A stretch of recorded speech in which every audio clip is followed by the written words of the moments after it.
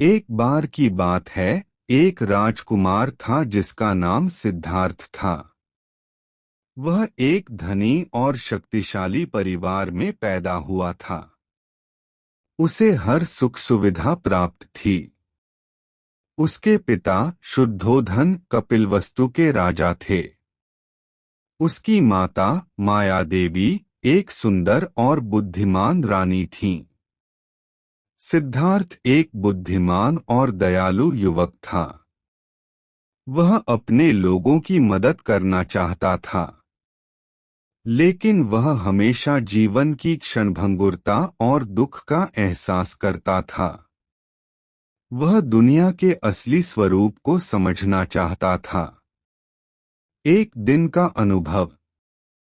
एक दिन सिद्धार्थ अपने महल के बगीचे में टहल रहा था। उसने देखा कि एक बीमार व्यक्ति सड़क के किनारे पड़ा हुआ है। वह व्यक्ति बहुत कमजोर और पीड़ित लग रहा था। सिद्धार्थ ने उस व्यक्ति को देखा और उसे बहुत दुख हुआ। उसने सोचा कि बीमारी से कोई भी व्यक्ति पीड़ित हो सकता है, चाहे वह कितना भी धनी या शक्तिशाली क्यों न हो। कुछ दिनों बाद का अनुभव। कुछ दिनों बाद सिद्धार्थ ने एक बूढ़े व्यक्ति को देखा। वह व्यक्ति बहुत कमजोर और असहाय लग रहा था। उसने सोचा कि बुढ़ापे से कोई भी व्यक्ति कमजोर और असहाय हो सकता है। फिर एक दिन का अनुभव। फिर एक दिन सिद्धार्थ ने एक शव को देखा। वह व्यक्ति बहुत पीड़ित लग रहा था।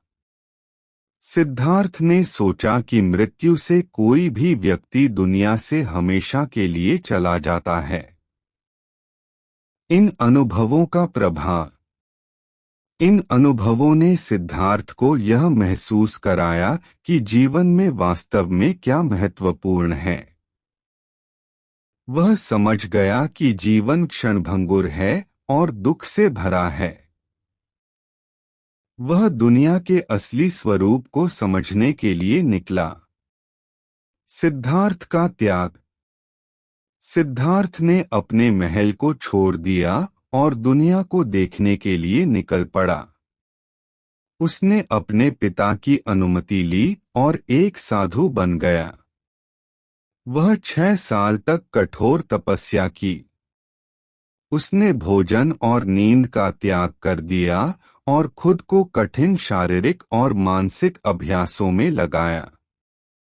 लेकिन उसे ज्ञान प्राप्त नहीं हुआ। सिद्धार्थ का आत्मज्ञान। एक दिन सिद्धार्थ ने नदी के किनारे एक पेड़ के नीचे बैठने का फैसला किया। उसने खुद से कहा कि वह तब तक नहीं उठेगा जब तक उसे सत्य का बोध नहीं हो जाता। कई दिनों और रातों तक सिद्धार्थ ने पेड़ के नीचे बैठे रहने और सत्य की खोज करने में अपना समय बिताया। अंत में एक दिन सिद्धार्थ को आत्मज्ञान प्राप्त हुआ। उसे दुख के 4 सत्यों और अष्टांगिक मार्ग का ज्ञान प्राप्त हुआ। वह समझ गया कि दुख का कारण अज्ञान और अतृप्ति है और दुख से मुक्ति पाने का रास्ता 8 गुना मार्ग का अनुसरण करना है। सिद्धार्थ को बुद्ध कहा जाने लगा। सिद्धार्थ को बुद्ध कहा जाने लगा, जिसका अर्थ है प्रबुद्ध। उन्होंने अपने ज्ञान को दूसरों के साथ साझा करने का फैसला किया और उन्होंने एक धार्मिक आंदोलन की स्थापना की जिसे बौद्ध धर्म कहा जाता है। कहानी का निष्कर्ष। सिद्धार्थ के त्याग और आत्मज्ञान की कहानी हमें सिखाती है कि जीवन में वास्तव में क्या महत्वपूर्ण है। यह हमें सिखाती है कि हमें जीवन की क्षणभंगुरता और दुख को समझना चाहिए।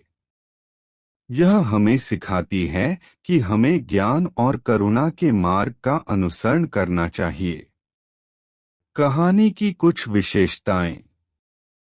यह कहानी एक ऐतिहासिक व्यक्ति गौतम बुद्ध के जीवन पर आधारित है।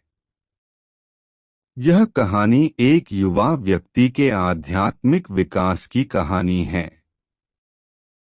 यह कहानी हमें जीवन के मूल्यों और आध्यात्मिकता के महत्व को सिखाती है। कहानी का संदेश।